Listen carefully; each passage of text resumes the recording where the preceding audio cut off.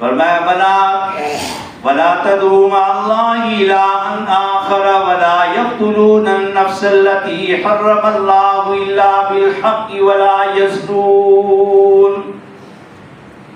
عقائد کے ساتھ پہلے کا تعلق عقیدہ کہ توحید الہی بندہ مومن کے دل و دماغ میں رس چسپائے، اور دوسرا فرمایا یہ تین قسم کے گناہ جن کے اندر پائے جائیں گے: خدا کے ساتھ شرک کرے، اس کی ذات اور صفات کے اندر کسی مسلمان کو یا کسی کو ناحق قتل کر لے، اور تیسرا جو آدمی زنا کرے، زانی ہو. اللہ فرمانے ان تینوں کے بارے میں آگے کیا فرمایا؟ فرمایا یضاعف له العذاب یوم القیامۃ ویخلد فیہ مہانا. ان تینوں میں سے ایک گناہ بھی جس کے اندر پایا جائے یا تینوں پائے جائے، فرمایا اس کو دوزخ میں جانا ضروری ہو گیا. قیامت کے دن اللہ ان کے عذاب کو اور دگنا چگنا کر دیں گے. اور رحمان کے بندوں کے اندر یہ صفتیں، یہ گناہ، یہ آلودیاں نہیں ہوتی. وہ تو اپنے رحمان کی حکم کو بجا آوری کے لیے رحمت عالم کی اعتدال کا راستہ جو بتایا گیا اس پہ چلتے ہوئے آگے بڑھتے ہیں. لیکن فرمایا انسان سے غلطی ہوتی ہے، لیکن اگر غلطی ہو جائے بحیثیت انسان ہونے کے، اس سے خلاصی کی کیا صورت ہے؟ فرمایا توبہ ہے. اگر کافر سے یہ غلطیاں ہو گئی ہیں، اور زنا ایک ایسا گناہ ہے جو کسی بھی شریعت میں حضرت آدم سے لے کر محمد رسول اللہ صلی اللہ علیہ وسلم تک کسی شریعت میں اس کی اجازت نہیں تھی. اتنا مقبوض ہے یہ. اللہ اکبر کبیر. تو فرمایا الا من تاب وآمن وعمل صالحا فاولئک یبدل اللہ سیئاتہم حسنات. فرمایا جس کے اندر یہ تین گناہ آ جائیں، وہ رب کا نافرمان بھی ہو جائے، رب کے ساتھ شریک کار بنانے والا بھی ہو جائے، ناحق قتل کا مرتکب بھی ہو جائے، اور پھر زانی بھی ہو جائے.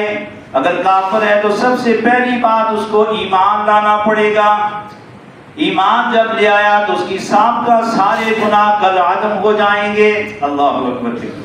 سابقہ زندگی ساری صاف ہو گئی. اسلام سب کچھ مٹا دیتا ہے.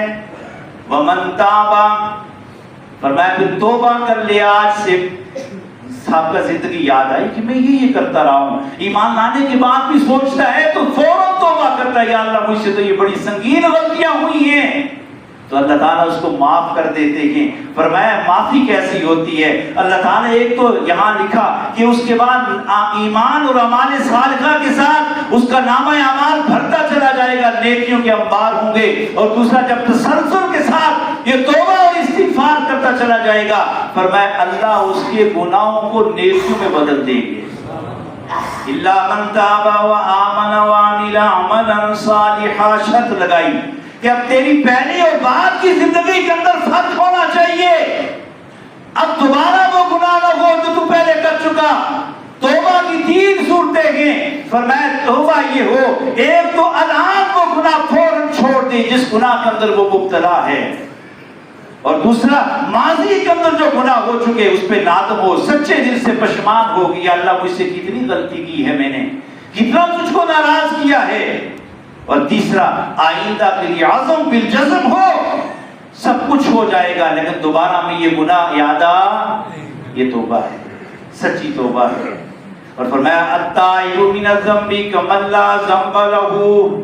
فرمایا گناہوں سے توبہ کرنے والا ایسا صاف ستھرا ہو جاتا ہے جیسے اس نے گناہ کیا ہی نہیں. آئے آئے. تو فرمایا پہلی آیت الا من تاب وآمن وعمل صالحا، یہ کافروں سے مسلمان ہونے کے اعتبار سے ان لوگوں کے لیے تسلی کا سامان ہے کہ جب وہ گناہوں کی زندگی کو چھوڑ کر ایمان اور اعمال صالحہ کی زندگی کو اختیار کر لیتے ہیں، دائمی جہنم سے بھی بچیں گے. اور پھر یہاں اللہ تعالیٰ جل شان ان کے نیکیاں، ان کے گناہوں کے بدلے ان کے نام اعمال بھی نیکیاں عطا فرما دیں گے. اور دوسرا ومن تاب وعمل صالحا، یہ ایمان والوں کے بارے ہے. ایمان والوں سے بھی غلطی ہو جاتی ہے. فرمایا جب بھی غلطی ہو جائے سچی توبہ کر لے گا. ومن تاب وعمل صالحا، جو آدمی غلطی کے بعد توبہ کر لے اور اعمال صالحہ کو اختیار کر لے، اللہ اس کی توبہ کو قبول کر لیتے ہیں۔ تو یہاں یہ 3 گناہ کا ذکر کرنے کے بعد توبہ کی صورتیں بندوں کے لیے رکھ دی گئی کہ رحمان کے بندے تو ایسے ہیں، پہلے تو گناہ کے قریب جاتے ہی نہیں، اگر بحیثیت انسان ہونے کے کسی وقت ان سے اگر غلطی ہو گئی تو فوراً گناہ کے سے چھوڑ کر توبہ کی طرف رجوع کرتے ہیں، اللہ کی طرف آ جاتے ہیں۔ حدیث پاک میں آتا ہے، فرمایا بندہ مومن گناہ کو ایسے سمجھتا ہے جیسے پہاڑ اس کے سر پہ آگے ابھی گرے گا، وہ اس کے نیچے آ جائے گا، اور فاسق فاجر قسم کا آدمی گناہ کو ایسے سمجھتا ہے جیسے مکھی بیٹھی اور اڑا دی گئی تھی، پرواہی کوئی نہیں سمجھتا۔ اس لیے ہم دنیا کے اس گناہ کے دنیا کے بھی عذاب ہیں، اس کے ساتھ ساتھ آخرت کا دائمی عذاب ان لوگوں کو ہوگا۔ اللہ تعالیٰ ہم سب کو اس سے محفوظ فرمائے، اور اللہ تعالیٰ جو کھا سنا اس پہ عمل کی توفیق نصیب فرمائے۔